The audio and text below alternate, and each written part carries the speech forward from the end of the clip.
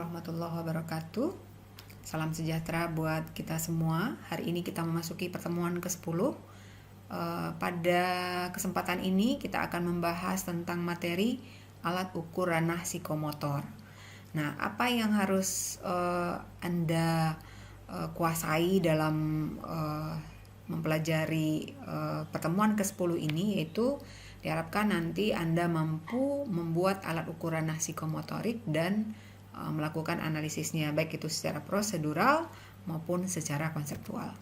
Nah, untuk teknik dan instrumen penilaian dari psikomotorik, sebagaimana kita ketahui adalah menilai keterampilan atau performance dari siswa. Apakah siswanya sudah mampu melakukan sesuai dengan kompetensi yang diharapkan dari materi yang sedang dibahas. Nah, untuk teknik dan instrumen ini, di sini ada tabel untuk membuat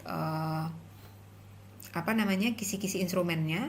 Nah, tekniknya kita maunya seperti apa untuk penilaian psikomotorik ini? Apakah berbasis praktek, apakah berbasis proyek, atau portofolio. Nah, untuk berbasis praktek, kita tentu saja harus menyiapkan daftar cek atau skala penilaian.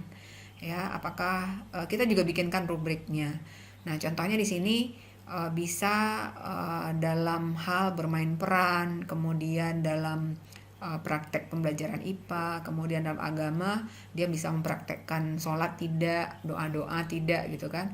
Kemudian dalam berolahraga bagaimana, misalkan dalam pembelajaran materi berenang, apakah dia mampu untuk melakukan gaya kupu-kupu, apakah hanya pakai gaya batu aja atau gimana gitu ya. Jadi harus ada daftar cek penilaiannya. Begitupun dengan membaca, apakah membacanya kaku tanpa ada jeda, titik koma, dan tanda serunya dihalau semua gitu.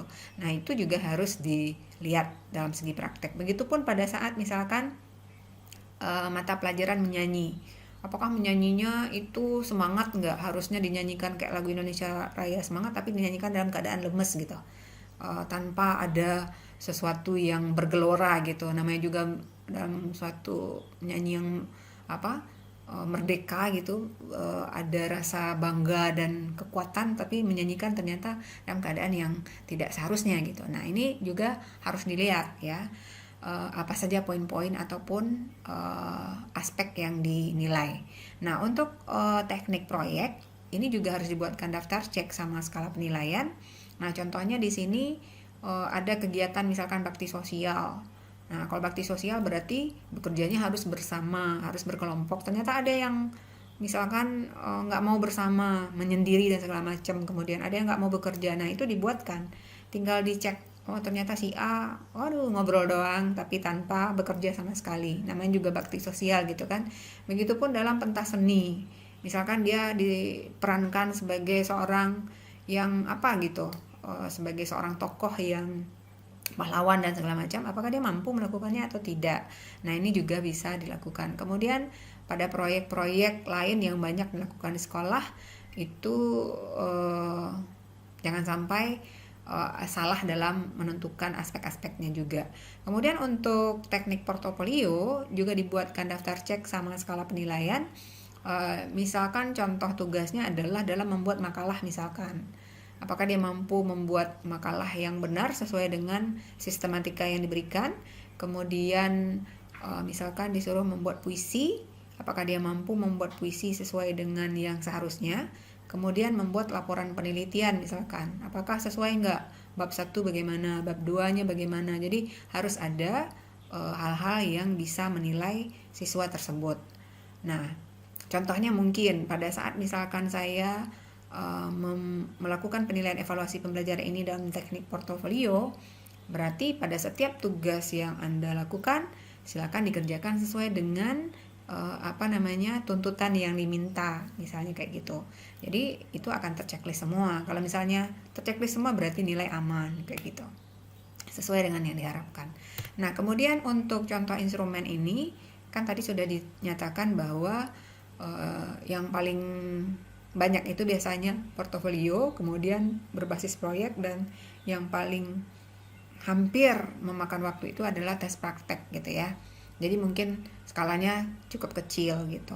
Kalau misalnya kelasnya tidak terlalu besar, nggak masalah, tapi kalau banyak ini mungkin agak harus mempertimbangkan waktu dan tenaga yang ada juga gitu.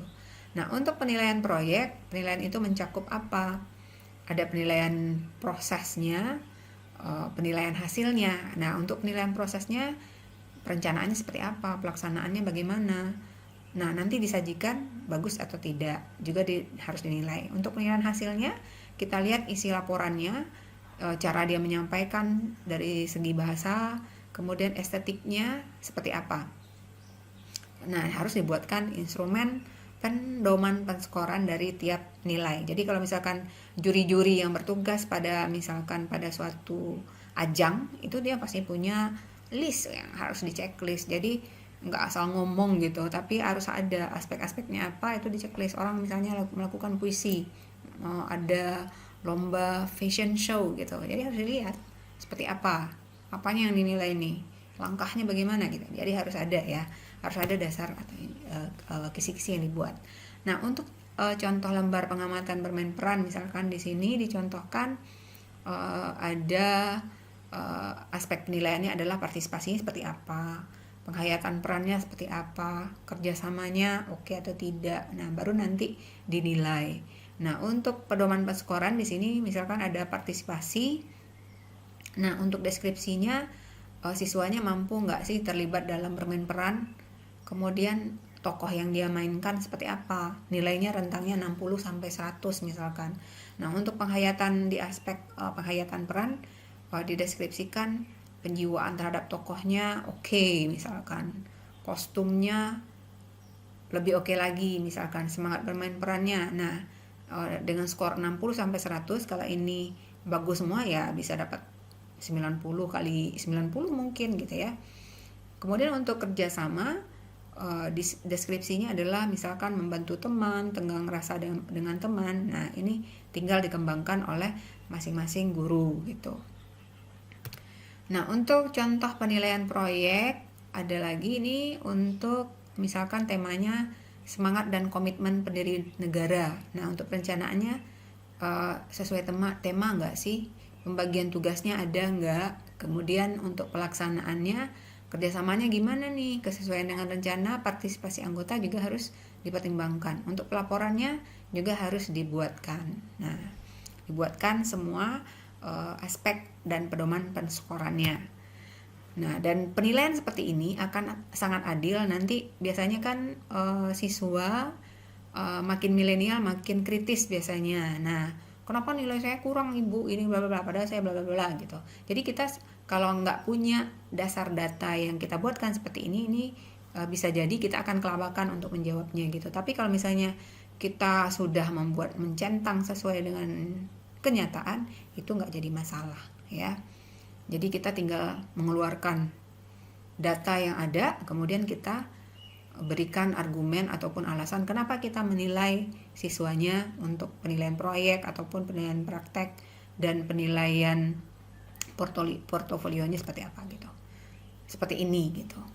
Nah, sehingga nanti siswanya ya mungkin akan puas ya kalau misalnya kita punya bukti-bukti yang otentik. Nah, untuk pengelolaan nilai keterampilan itu tinggal dijumlahkan antara nilai praktek, proyek, dan portofolio, dibagi nilai maksimal dikalikan 4. Nah, jadi skor akhir misalnya.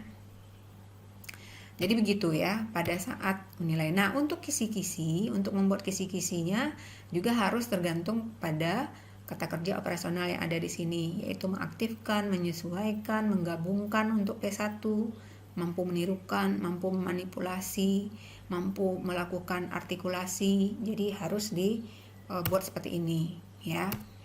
Nah, ini adalah contohnya. Nanti mungkin di tugas juga akan dituntut untuk membuat ini.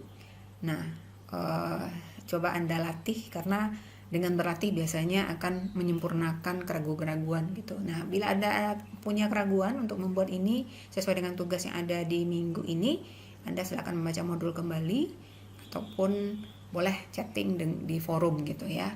Itu yang dapat saya sampaikan. Semoga Anda paham dan mampu untuk membuat kompetensi ini psikomotorik untuk membuat alat ukurnya.